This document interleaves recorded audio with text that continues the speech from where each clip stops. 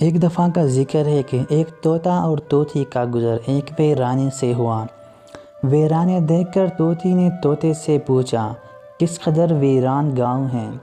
طوطے نے کہا، لگتا ہے یہاں کسی الو کا گزر ہوا ہے۔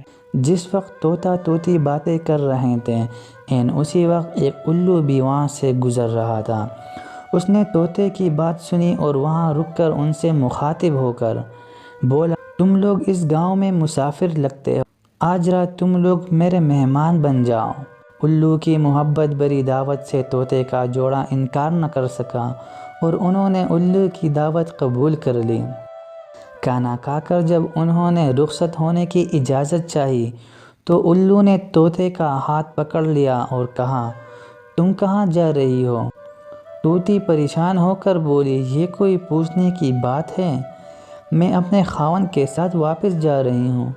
الو یہ سن کر ہنسا اور کہا، یہ تم کیا کہہ رہی ہو، تم میری بیوی ہو۔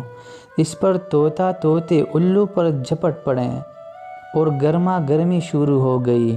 دونوں میں جب بحث و تکرار زیادہ بڑھی تو الو نے طوطے کے سامنے ایک تجویز پیش کرتے ہوئے کہا، ایسا کرتے ہیں، ہم تینوں عدالت چلتے ہیں اور اپنا مقدمہ قاضی کے سامنے پیش کرتے ہیں، قاضی جو فیصلہ کرے وہ ہمیں قبول ہوگا۔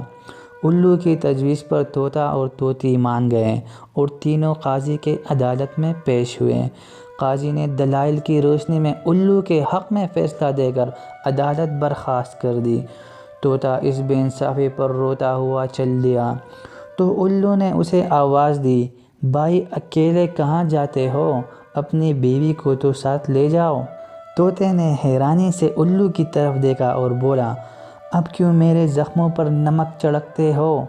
یہ اب میری بیوی کہاں ہے؟ عدالت نے تو اسے تمہاری بیوی قرار دے دیا ہے۔ الو طوطے کی بات سن کر نرمی سے بولا، نہیں دوست، طوطی میری نہیں، تمہاری ہی بیوی ہے۔ میں تمہیں صرف یہ بتانا چاہتا تھا کہ بستیاں الو ویران نہیں کرتے بلکہ ناانصافی سے ویران ہوتی ہیں۔ محترم ناظرین، ہمیں چاہیے کہ ہم عدل و انصاف کے مطابق فیصلے کریں کیونکہ اللہ تعالیٰ کو بھی عدل و انصاف پسند ہے۔ ویڈیو دیکھنے کا شکریہ۔